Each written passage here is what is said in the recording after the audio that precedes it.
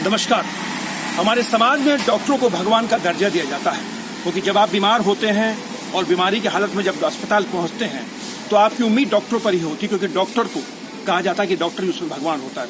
लेकिन ऐसा देखने में आया कि कई बार लोग ऐसे हताश परेशान हो जाते हैं, क्योंकि जो बीमार लोग जो होते हैं वो उनकी ऐसी हालत देखकर परेशान हो जाते हैं और ऐसे में वो डॉक्टरों पर हाथ उठा देते हैं।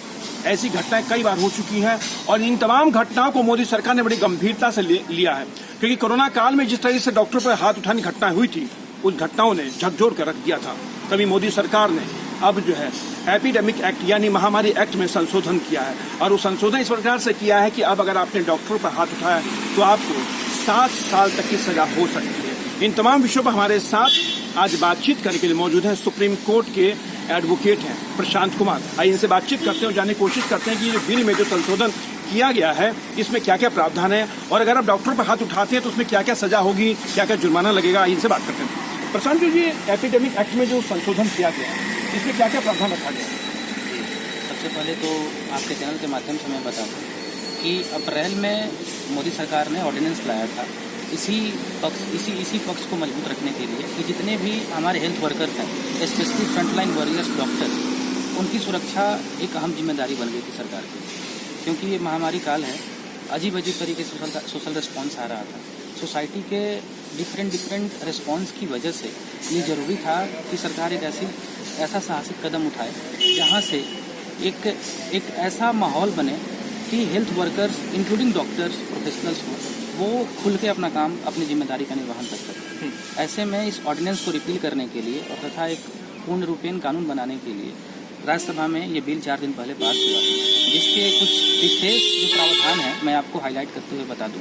पहला ये कि डेफिनेशन पार्ट को ये किया गया, इंक्लूसिव किया गया, जिसमें ये कहा गया कि अब सिर्फ डॉक्टर्स का डिफिनेशन, हेल्थ प्रोफेशनल का डिफिनेशन सिर्फ डॉक्टर्स पे सीमित नहीं रहेगा, बल्कि और भी बहुत सारे प्रोफेशनल्स आएंगे जो सैंपल्स कलेक्ट करने के लिए जाते हैं आपके घर, या फिर जितने भी प्रोफेशनल्स हैं जो इस पर्टिकुलर महामारी में अपनी एक्टिविटी कैरी करते हैं और जो हाई रिस्क पे होते हैं कंटेमिनेट होने में और करने में, तो सबको इंक्लूड कर दिया गया। जब ये वाइड डेफिनेशन दिया गया तो ऑब्वियसली जो प्रोटेक्शन है उसको भी एक वाइड मेजर मिल गया।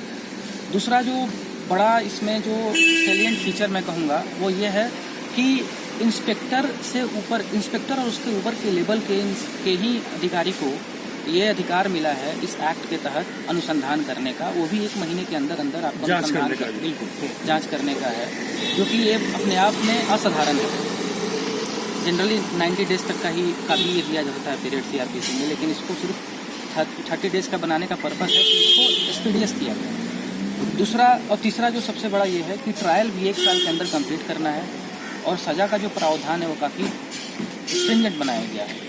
पहला कि अगर आप उनके प्रॉपर्टी को, क्योंकि एक्ट ऑफ वायलेंस को भी डिफाइन किया गया है, क्योंकि ये बहुत सराहनीय कदम है। एक्ट ऑफ वायलेंस को डिफाइन किया गया है, जहाँ पे ये कहा गया है कि आप हार्म करते हैं या कहीं से ऑब्स्ट्रक्ट करते हैं उनको कैरी आउट करने में उनकी एक्टिविटी को, तो आपको पनिश किया जाएगा, जिसका कि 6 महीने से 5 साल तक का ये किया। लेकिन ये बताओ कि अगर कोई हॉस्पिटल में जाता है, ठीक है, तो यदि कोई सरकारी हॉस्पिटल में इसका घटना ज़्यादा होती है, अगर कोई हॉस्पिटल में ज़्यादा अगर आप उसके साथ बदतमीजी करेंगे, ठीक है, जो डॉक्टर की कमी है, तमाम तरह की बातें, लेकिन कहीं डॉक्टर की रिस्पॉन्सिबिलिटी बनती है कि वो लोगों के साथ सही तरीके से पेश आए, शालीनता के साथ पेश आए। जी बिल्कुल, इससे मैं पूरी तरह से सहमत हूँ। लेकिन जो ये एक्ट है उसका पृष्ठभूमि ये है कि कुछ हिंसात्मक रवैया रहा ये समाज के कुछ वर्गों का, चाहे इंदौर की घटना हो, चाहे बोरीवली मुंबई की घटना हो, जिसकी वजह सरकार के पास एक कारण था कि वो रिस्पॉन्स लाए ऐसा कि जो डर का माहौल है डॉक्टर्स के बीच में उसको कम किया जाए, ताकि वो खुल के अपने कार्य का निर्वहन कर सकें।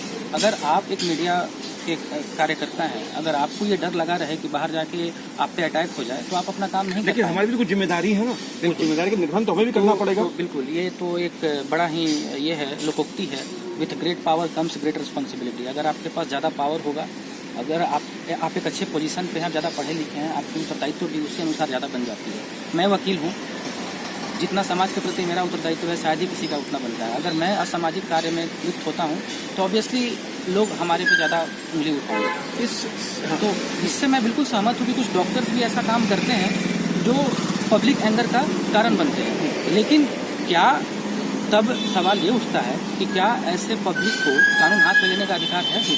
अगर ऐसा भी है तो मैं समझता हूँ कि उनके पास कोई अधिकार, कोई कानून अधिकार उनको नहीं देता है कि आप एक्ट ऑफ वायलेंस को रिसॉर्ट करें, चाहे वो ज़्यादा फी लेने की बात हो, तो चाहे वो किसी तरह की ये मान कंप्लेंट की सकते हैं बात कि इस एक्ट के पास हो जाने के बाद से जो डॉक्टरों पर जो घटनाएं होती है अटैक की, वो उनमें कमी देखने को मिलेगी। हो। जी बिल्कुल, समाज हमारा डिटरेंस पे चलता है।